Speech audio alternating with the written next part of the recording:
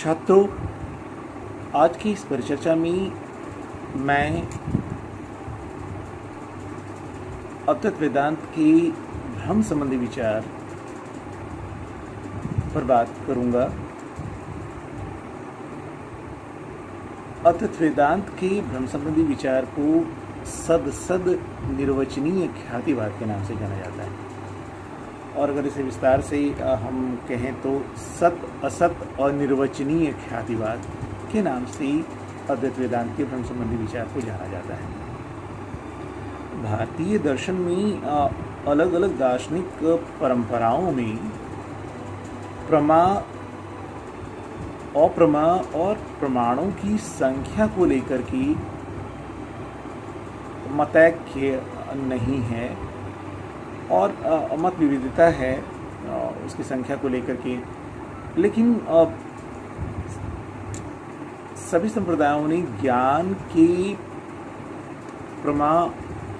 के भेद के रूप में प्रमा और अप्रमा को स्वीकार किया है। अनुभव दो प्रकार के होते हैं, एक यथार्थ और एक अयथार्थ। और यथार्थ ज्ञान को प्रमा के नाम से जाना जाता है और अयथार्थ ज्ञान को अप्रमा के नाम से जाना जाता है।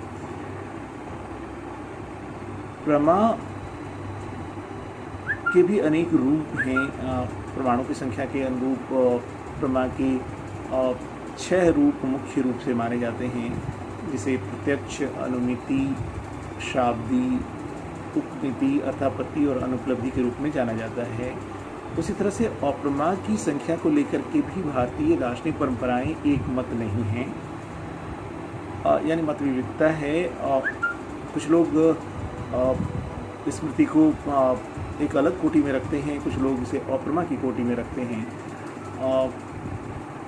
और इस तरह से अप्रमा के रूप और अप्रमा के भेद को लेकर के भी भारतीय दार्शनिक परंपराओं में एक मत देखने को नहीं मिलता है।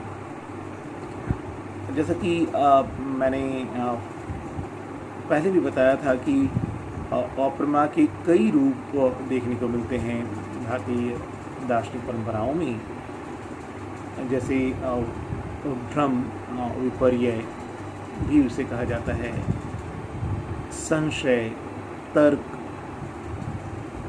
विकल्प, स्वप्न, अनुवाद, इस तरह की कई अप्रमा के भेद माने जाते हैं और उन्हें यथार्थ ज्ञान की श्रेणी में नहीं रखा जाता है। जहाँ तक भारतीय दार्शनिक परंपराओं में भ्रम यानी परसेप्चुअल एरर, भ्रम, यहाँ पे भ्रम का मतलब एक तरह से उस अनुभव से लिया जा रहा है जिसमें कि हम बहुत निश्चयात्मक रूप से एक ही जगह बी को का बोध होता है, यानी जैसे रज्जु की जगह पे रज्जु के स्थान पर हमें सर्प का बोध होता है। तो ये जो रज्जु सर्प बोध है, इसे हम भ्रमात्मक अनुभूति मानते हैं, अनुभव मानते हैं, और इसी को लेकर के मुख्य रूप से भारतीय दार्शनिक परंपराओं में जो मत देखने को मिलता है उसके अलग अलग कई नाम दिए गए हैं, और जो नाम भारतीय दार्शनिक परंपराओं में भ्रम संबंधी विचार को लेकर के दिए गए हैं, उनमें प्रभाकर के मत को अख्यातिवाद के नाम से जाना जाता है, कुमारिल के मत को विपरीत ख्यातिवाद के नाम से जाना जाता है, न्यायिकों के मत को अन्यथा ख्यातिवाद के नाम से जाना जाता है, अद्वैत वेदांत के भ्रम संबंधी विचार को सद निर्वचनीय ख्यातिवाद के नाम से जाना जाता है, रामानुज के भ्रम संबंधी विचार को सत ख्यातिवाद या यथार्थ ख्यातिवाद के नाम से जाना जाता है, और विज्ञानवादियों के ख्यातिवाद को विज्ञान ख्यातिवाद के नाम से जाना जाता है, या उसे आत्म ख्यातिवाद के नाम से भी कुछ लोग संज्ञापित करते हैं, और शून्यवादियों के भ्रम संबंधी विचार को शून्यता ख्यातिवाद या असत ख्यातिवाद के नाम से संज्ञापित किया जाता है। तो भारतीय दार्शनिक परंपराओं में भ्रम, परसेप्चुअल एरर को लेकर के जो विचार उभर कर सामने आए हैं, उसके जो नाम दिए गए हैं वे उनके मतों को बतलाने के लिए दिए गए हैं। और वे कई प्रकार के, इस तरह से भ्रम संबंधी विचार कई प्रकार के हैं। उनकी संख्या को लेकर के बहुत सारी चर्चाएं हैं। कुछ लोग कहते थे कि भ्रमात्मक विवेचना वस्तुतः के 5 सिद्धांत हैं, कुछ लोग 6 मानते हैं, कुछ लोग अलग अलग मानते हैं। यहाँ पर इस परिचर्चा में मैं अद्वैत वेदांत के भ्रम संबंधी विचार की बात करूँगा। और जैसा कि मैंने पहले ही बताया कि अद्वैत वेदांत के भ्रम संबंधी विचार को सद निर्वचनीय ख्यातिवाद के नाम से जाना जाता है। और इसे अगर बहुत अलग अलग पदों में अगर देखने की कोशिश करें तो यह विचार सत्य असत्य अनिर्वचनीय ख्यातिवाद के नाम से जाना जाता है। इस पूरे नाम को संक्षिप्त रूप में अनिर्वचनीय ख्यातिवाद के नाम से भी जाना जाता है। जहाँ तक अद्वैत वेदांत के अनिर्वचनीय ख्यातिवाद का प्रश्न है, तो जैसा कि हम जानते हैं कि शंकराचार्य के अनुसार ब्रह्म ही एकमात्र सत्य है और जगत मिथ्या या माया या भ्रम है। शंकर ने जगत की व्याख्या भ्रमात्मक अनुभूति के आधार पर की है और पूरे विश्व की व्याख्या एक तरह से उन्होंने भ्रम यानी मायावाद के सिद्धांत पर ही आधारित करके करने की कोशिश की है। अद्वैत वेदांत के अनुसार भ्रम अथवा मिथ्या ज्ञान अथवा अन्यथा ज्ञान अध्यारोप या अध्यास है। यह एक बात और भी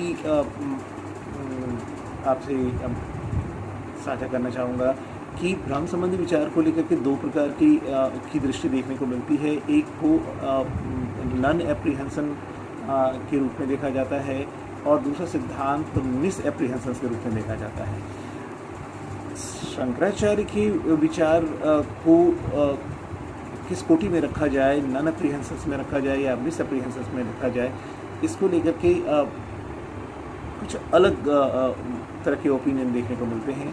लेकिन ज़्यादातर लोग इस बात से सहमत हैं कि शंकराचार्य के विचार को मिस एप्रीहेंशंस यानी अन्यथा रूप भ्रम के रूप में देखना चाहिए, न कि ज्ञान के अभाव के रूप में, जैसा कि प्रभाकर अपने अख्यातिवाद के सिद्धांत में मानते हैं। प्रभाकर के अख्यातिवाद को नॉन एप्रीहेंशंस का उदाहरण माना जाता है, जबकि शंकराचार्य न्यायिक या कुमारिल के विपरीत ख्यातिवाद को वस्तुतः मिस एप्रीहेंशंस की थ्योरी मानी जाती है, जिसमें भ्रम को अन्य रूप में अनुभव के रूप में देखा जाता है। जिस प्रकार तात्विक रूप से शंकराचार्य माया के सिद्धांत के आधार पर, भ्रम के सिद्धांत के आधार पर विश्व की व्याख्या करते हैं, उसी तरह से ज्ञान मीमांसीय दृष्टि में भी वह एक तरह से भ्रमात्मक अनुभूति की व्याख्या उसी ढंग से करते हैं। जिस प्रकार अंधकार में रस्सी को हम सब समझ लेते हैं तथा रस्सी का यथार्थ रूप ढक जाता है, कवर्ड हो जाता है, उसी प्रकार अज्ञान के कारण ब्रह्म का यथार्थ रूप छिप जाता है तथा ब्रह्म के स्थान पर जगत आरोपित होता है। वस्तुतः अद्वैत वेदांत के ब्रह्म संबंधी विचार वस्तुतः विवर्तवाद से इन्फ्लुएंस्ड है। शंकराचार्य के कारता सिद्धांत में सत्कार्यवाद की चर्चा होती है, लेकिन वह कार्य का वास्तविक रूपांतरण नहीं मानते हैं, आभासी रूपांतरण मानते हैं, परिवर्तन मानते हैं। इस कारण से उनके सिद्धांत को कई लोगों ने विवर्तवाद के नाम से संज्ञापित किया है। सच पूछिए तो शंकराचार्य के भ्रम संबंधी विचार को समझने के लिए माया के दो कार्य और इस फेनोमेनल जगत में अविद्या के दो कार्य के रूप में हमें इस भ्रमात्मक अनुभूति को समझना होगा। अविद्या के दो कार्य हैं, पहला आवरण और दूसरा विक्षेप।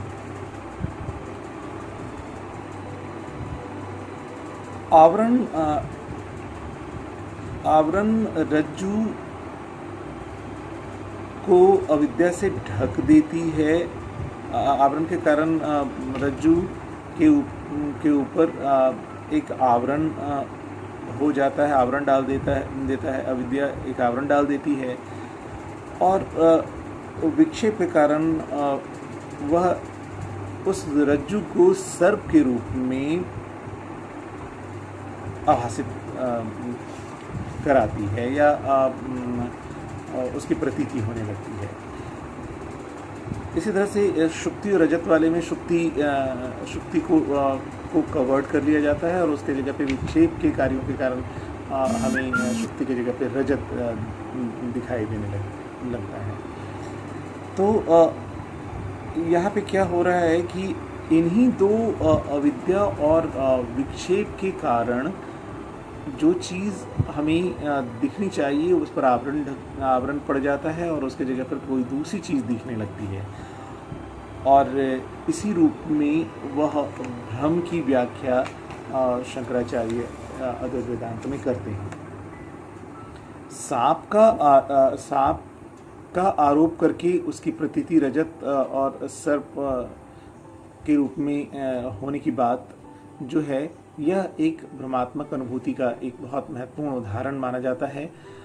और इस तरह के ज्ञान में कहा यह जाता है कि क्या अद्वैत वेदांत नॉन एप्रीहेंशन की थ्योरी को स्वीकार करते हैं या मिस एप्रीहेंशन को, तो साफ ये माना जाता है कि अविद्या के चूंकि दो कार्य हैं, एक आवरण और दूसरा विक्षेप। आवरण में अद्वैत वेदांत एक तरह से जिसका ज्ञान जिस विषय का ज्ञान होना है उसको वह कवर्ड कर लेता है, आवृत कर लेता है, इस कारण से वह दिखाई नहीं देता है। इसलिए कुछ लोगों का कहना है कि ये फर्स्ट पार्ट जो होता है अविद्या के कार्य दो पार्ट में एक तरह से कंप्लीट होते हैं, पहला आवरण और दूसरा विक्षेप। तो आवरण के स्तर पर वह एक तरह से नॉन एप्रीहेंशन दिखाई पड़ता है, लेकिन विक्षेप में जब रज्जु की जगह पे सर्प आभासित होने लगता है तो वह पार्ट वस्तुतः मिस एप्रीहेंशन है, अन्यथा रूप में ज्ञान है, अन्य रूप में ज्ञान है। इस कारण से शंकराचार्य की भ्रमात्मक सिद्धांत को भी मिस एप्रीहेंशन थ्योरी के रूप में देखा जाता है। और इस तरह से भ्रम में अज्ञान और मिथ्या ज्ञान दोनों होते हैं। यहाँ पर मिथ्या ज्ञान का मतलब है रज्जु सर्प का ज्ञान वस्तुतः मिथ्या ज्ञान है। वहाँ पे रज्जु भी होता है और सर्प आभासित होता है, इसलिए वहाँ पे सत्य और असत्य, सत असत दोनों का मिथुनीकरण होता है, और इस कारण से वहाँ पे दोनों होते हैं, इसलिए उसे पूर्णतः असत नहीं मान करके शंकराचार्य मिथ्या शब्द का प्रयोग करते हैं।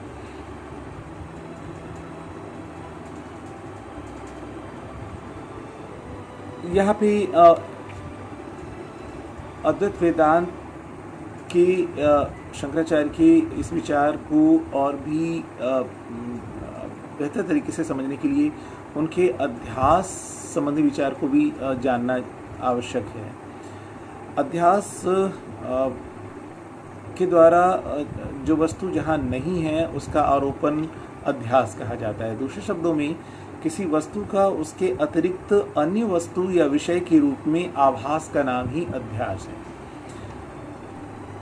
इस अध्यास के बारे में एक तरह से चार चीज़ों की चर्चा की जाती है, चार लक्षणों की बात की जाती है, और वो कहा जाता है कि अध्यास वस्तुतः स्मृति रूप परत्र पूर्व दृष्ट अवभास होता है।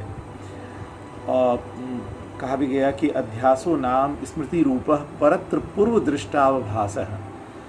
इस तरह अध्यास अवभास है, अर्थात आभास क्यों है तो वह निराश योग्य है, यानी जो आभास अभी हो रहा है वह बाद में ज्ञान के द्वारा कट जाएगा, बाधित हो जाएगा और यह आभास एक तरह से बाधित हो जाएगा, खंडित हो जाएगा। इसलिए यह एक अवभास है जो निराश योग्य है, जो अभिभाषित हो रहा है किंतु बाद में उत्तर ज्ञान से निरस्त या बाधित हो जाएगा। यह आभास पूर्व दृष्ट का है, अर्थात उस वस्तु का है जो पूर्व काल में देखी गई है किंतु अभी नहीं। यह आभास स्मृति रूप है। कहने का तात्पर्य यह है कि यह स्मृति तो नहीं है किंतु स्मृति के समान रूप वाला है। जिस प्रकार स्मृति संस्कारजन्य है, उसी प्रकार यह आभास भी एक तरह से संस्कारजन्य है। यह आभास संस्कारजन्य के साथ साथ कहीं अन्यत्र है, परत्र है, अर्थात वह अपने अधिकरण में है जो यहाँ और इस समय अभी उपस्थित हो जाता है। और इस तरह से अध्यास के विचार के द्वारा अद्वैत वेदांत में ब्रह्म संबंधी विचार को बहुत ही महत्वपूर्ण रूप से बताया गया है। अगर अद्वैत वेदांत के इस सत असत अनिर्वचनीय ख्यातिवाद को स्पष्ट रूप से समझना है तो यह भी समझना जरूरी है कि शंकर के भ्रम या अध्यास के वस्तुतः 3 कंपोनेंट हैं, 3 घटक हैं, 3 कंस्टिट्यूएंट हैं। और वे 3 कंपोनेंट कौन कौन हैं? तो वे हैं अधिष्ठान, अधिष्ठान जो सत हुआ करता है, दूसरा है अध्यस्त जो असत हुआ करता है, और तीसरा है आरोप या अध्यास, यानी अध्यस्त का अधिष्ठान पर आरोप। शुक्ति रजत वाले उदाहरण में शुक्ति का मतलब जो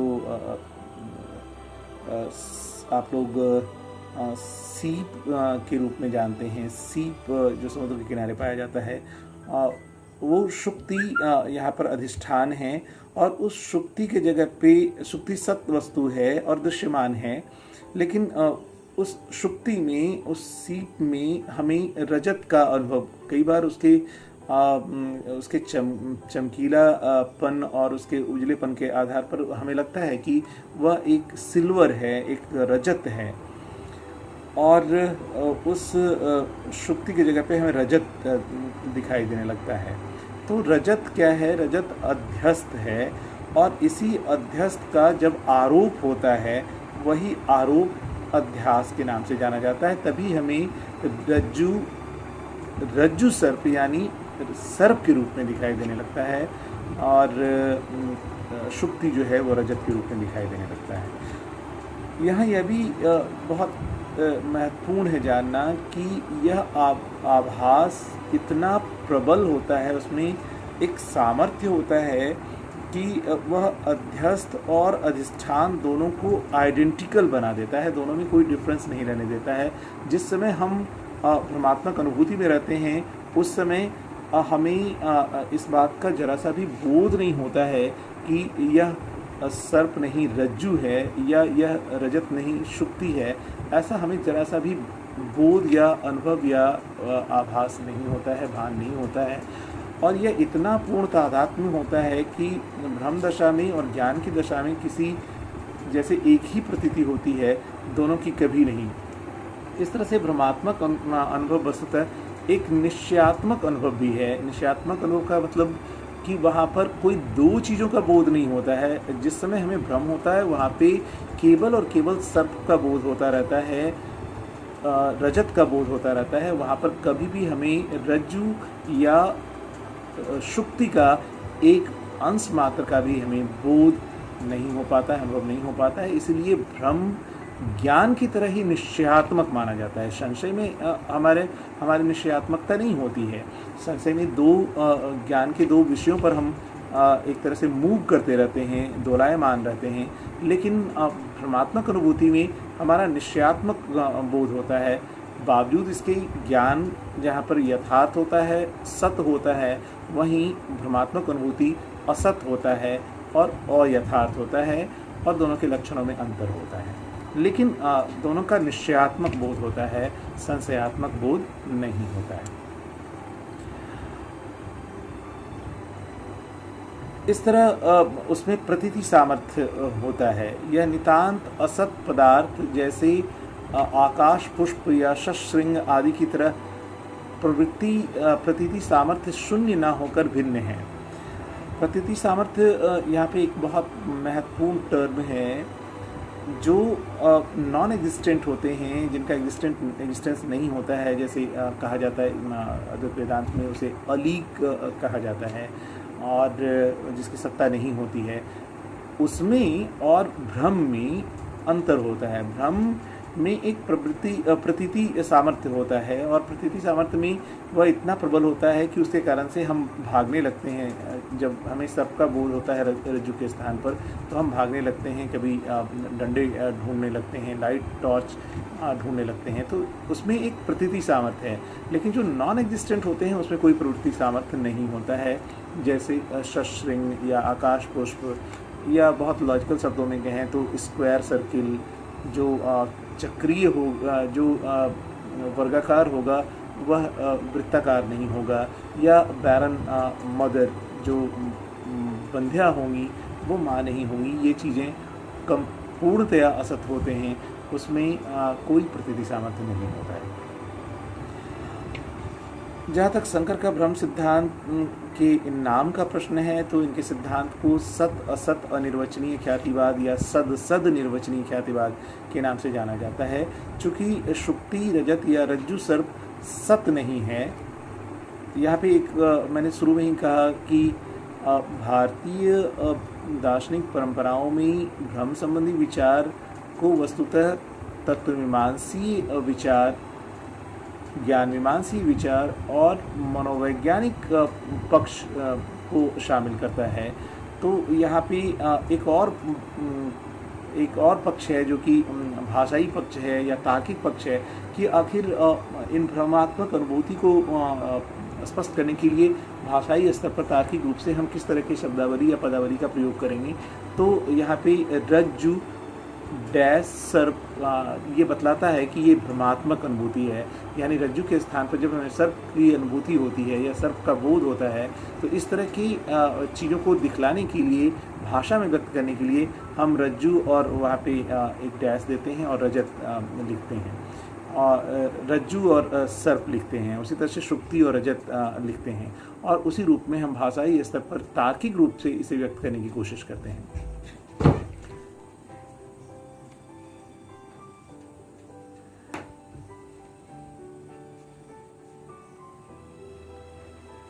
इसलिए उसे सत असत मिथुनीकृत माना जाता है, और वहाँ पे रज्जु होती है, और उसके जगह पे हमें आभास किसका होता है, प्रतीति किसकी होती है, तो वहाँ पे सर्प की प्रतीति होती है। अब यहाँ पे रज्जु सत है और सर्प जो है वो असत है। तो ये अगर आप अद्वैत वेदांत के सत सिद्धांत को समझने की चेष्टा करें, तो यहाँ पर यह बात समझना जरूरी है कि शंकराचार्य ने सत्य की परिभाषा ही दी है, जो तीनों कालों में अबाधित होता है, या जो तीनों कालों में कभी खंडित या जिसका नाश नहीं होता है, उस तरह की सत्ता को हम परम सत्य मानते हैं। और इस तरह से तात्विक रूप से वो ब्रह्म को वैसी सत्ता स्वीकार करते हैं जो तीनों कालों में अबाधित है। वह